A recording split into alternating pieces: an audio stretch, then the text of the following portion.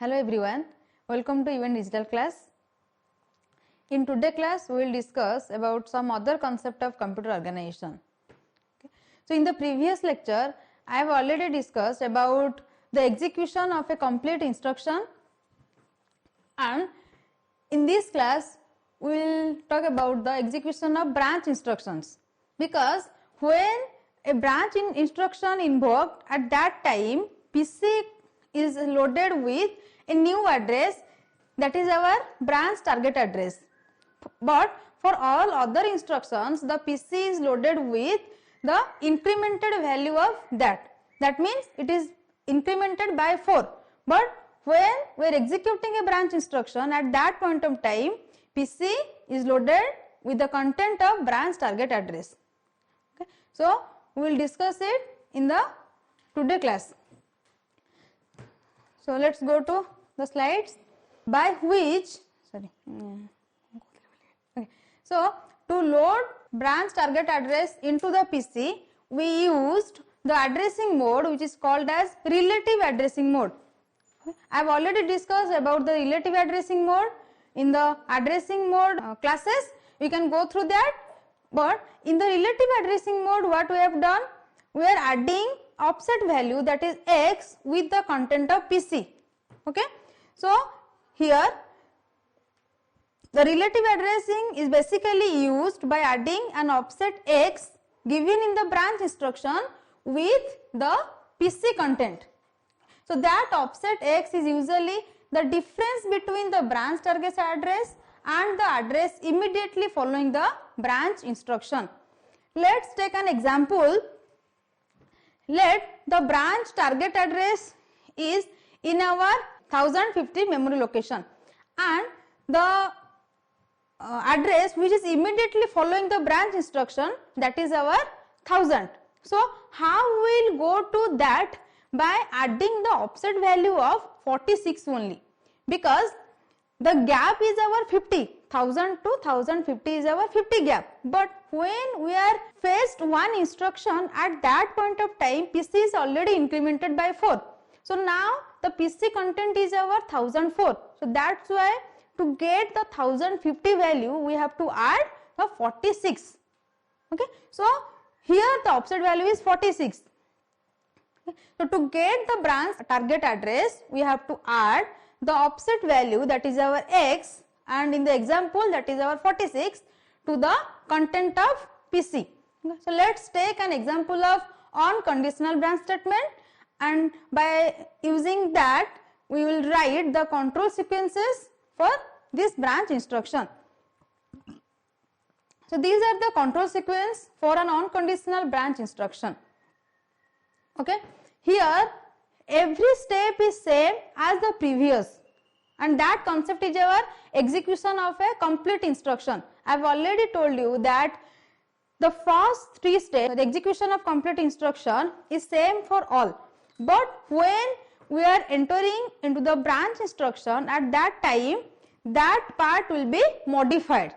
Okay. So we will discuss it in this. So let's see. So here first 3 is same, but second 3 it will generate the branch target address. So first one is our PC out.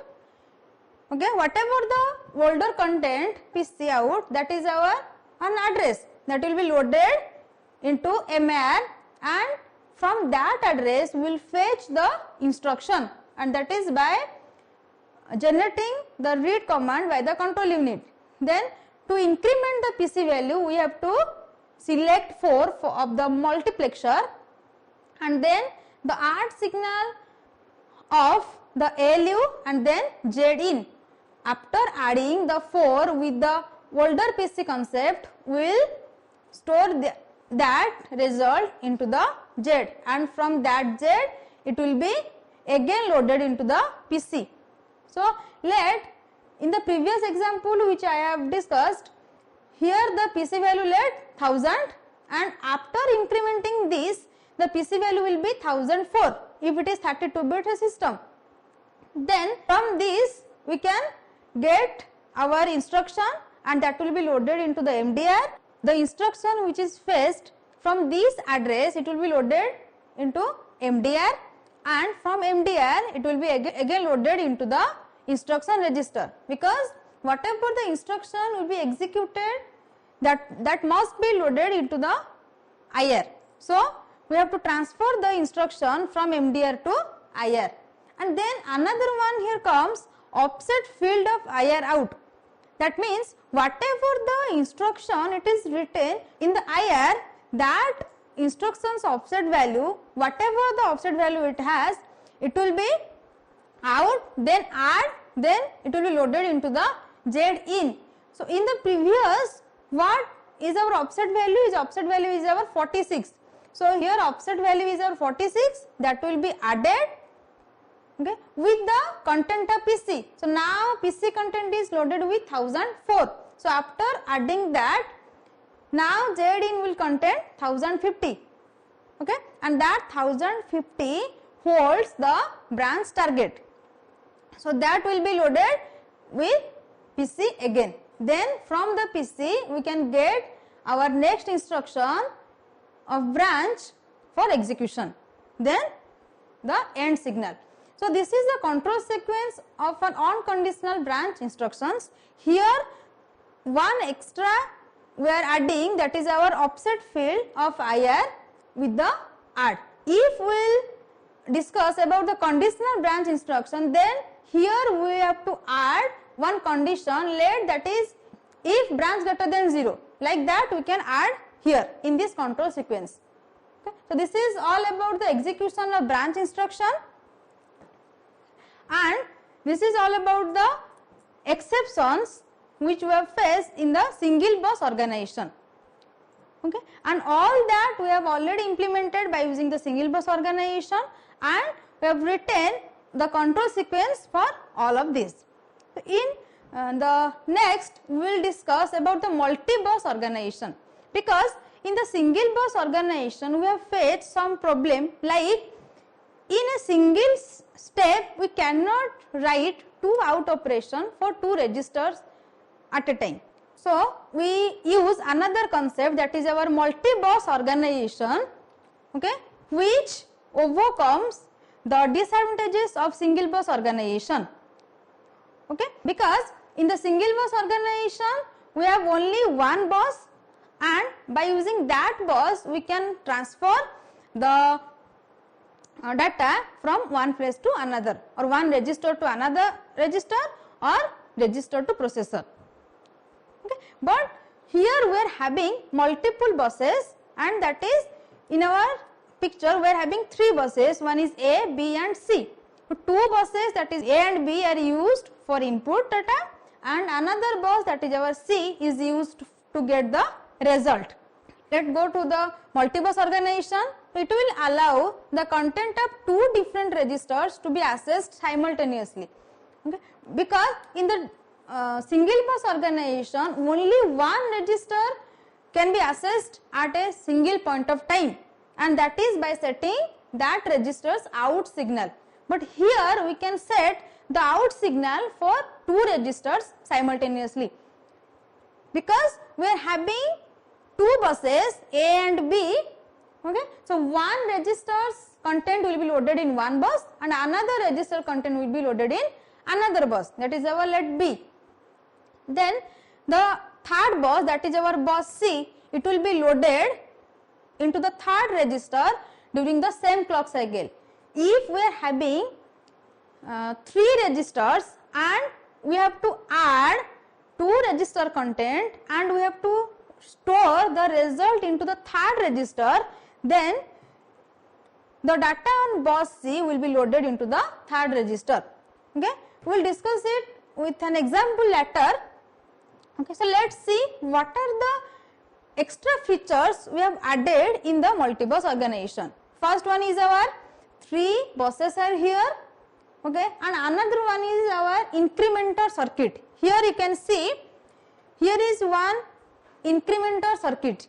So this incrementer circuit is basically used to increment the PC content, because every time when we are increasing the PC we need the ALU, but here in the multi-bus organization we don't need the ALU for every increment of PC. So for that we are having a separate incrementer circuit, or you can say an incrementer unit.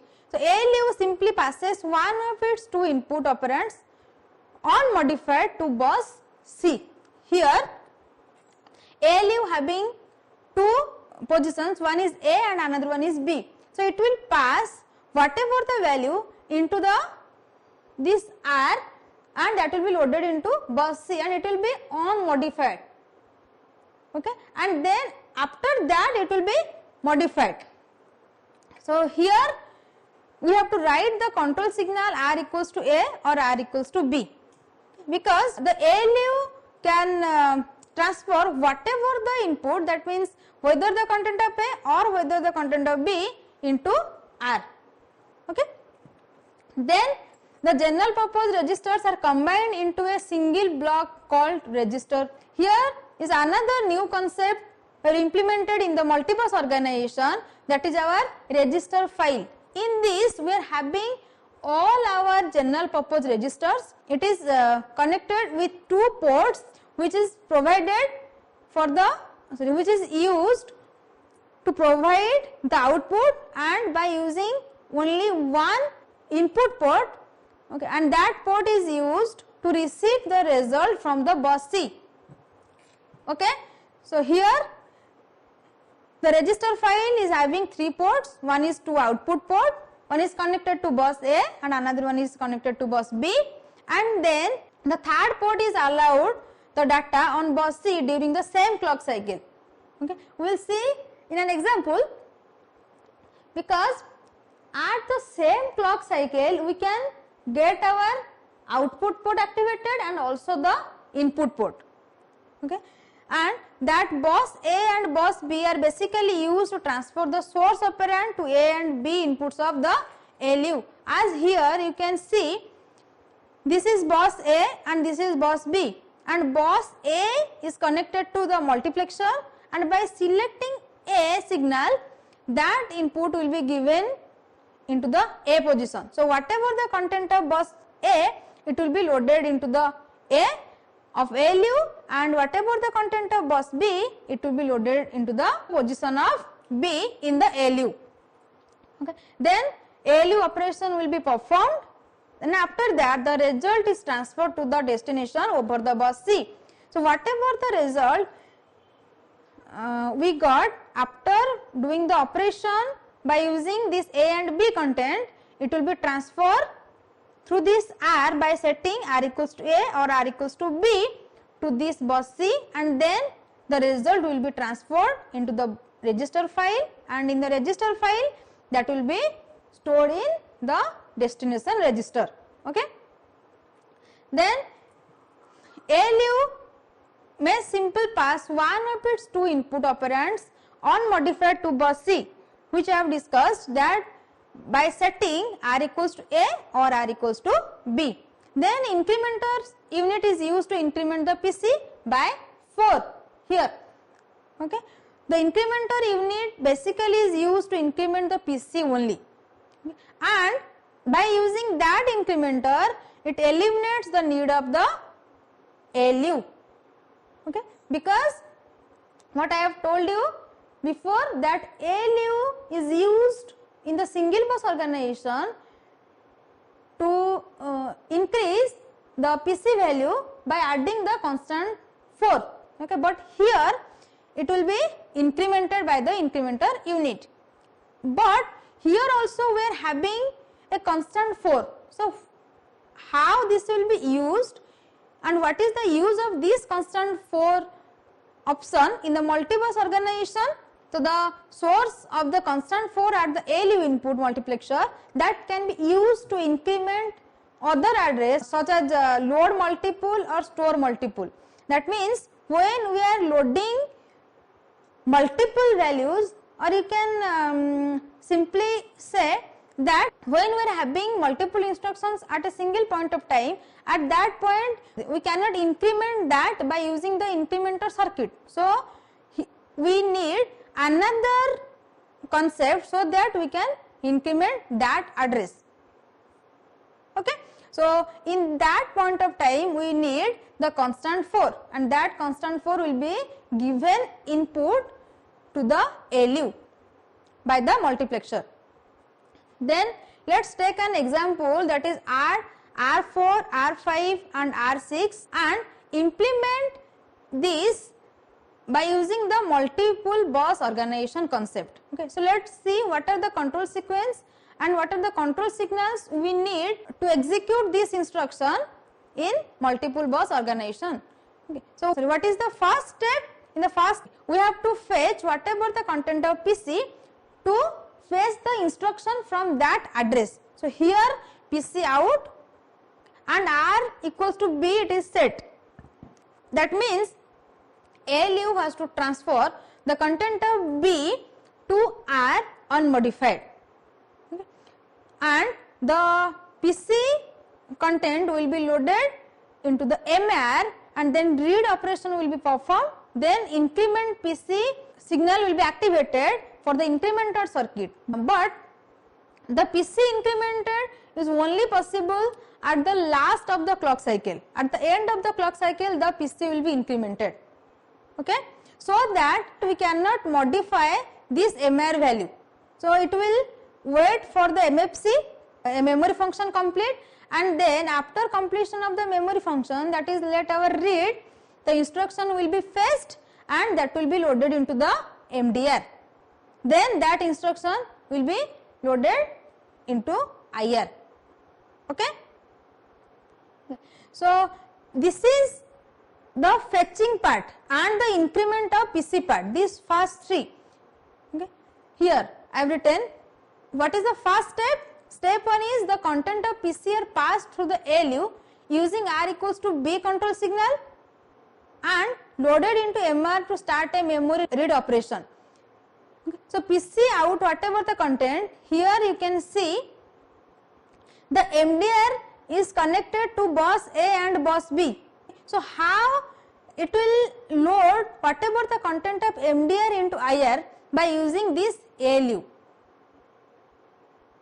Okay, and how will load this PC value into the MR?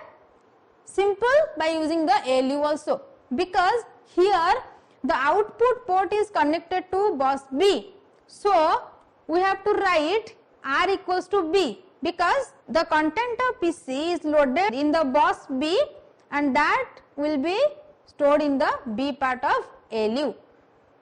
And after getting the B content, that is our older content of PC in R, then that will be loaded into the MR, and from that we will fetch whatever the instruction and that will be loaded into MDR.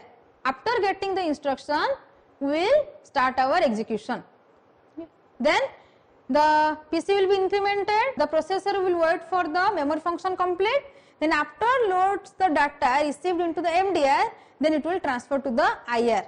Then in the last step, in the one step only, we can execute the instruction. Here you can see one step we can complete our operation. What is the instruction need? It is to add the content of R4 with R5 and it has to load the result into R6. Okay. So here we have write the R4 out and that will be loaded in bus A. That's why here I have written out bus A. And here also you can see MDR out B. That means whatever the content of MDR, it will be loaded in the bus B. Okay, you have to use these notations when you are writing the control sequence for the instruction in the multi-bus organization concept. Okay, whether you are loading that content in the bus A or in the bus B. Okay, you have to give it in the control signals. Okay. So R4 out A means the content of R4 will be loaded in bus A and R5 will be loaded in bus B. Then it will select A because here the multiplexer has to select the A value here. Whatever the content of bus A, it will be loaded in this position. So multiplexer will select this and it will transfer it into the ALU. It will not choose the constant 4. Then addition operation will be performed between this A and B is loaded with the content of R5. Then whatever the result, it will be transferred by using the bus C into R6, okay, because we have to store whatever the result into the R6. So by using this bus C, the result will be loaded into this register file, and R6 is present in this register file. That's why the R6 is in the register file. So by passing this result through the bus C, we can store the result in the R6. Okay. But you have to remember one thing, that R equals to B will be chosen when we are incrementing the PC. Okay. But for all the time we have to select both A and B. Okay. But here you can see, as the PC value is loaded in bus B, that's why you can easily write that R value will be equal to B. Okay, so that we can load that into the MR. After that, the end signal will be invoked, and after getting the end signal, the execution of this instruction will be completed, and then PC is incremented. So at the end of the clock cycle, only the PC will be incremented. So this is all about the today class. Okay. In the today class, we have discussed about the multi-bus organization, and I have discussed what are the disadvantages of a single bus organization. So we use the concept of multi-bus organization, and what are the different features or extra features we have added in the multi-bus organization. Then the single bus organization, one is incremented, another one is register file, another one is our 3 buses, basically these 3, and in the next class we will discuss some other concept of computer organization. Thank you. कितने minute सही लगा मोरा?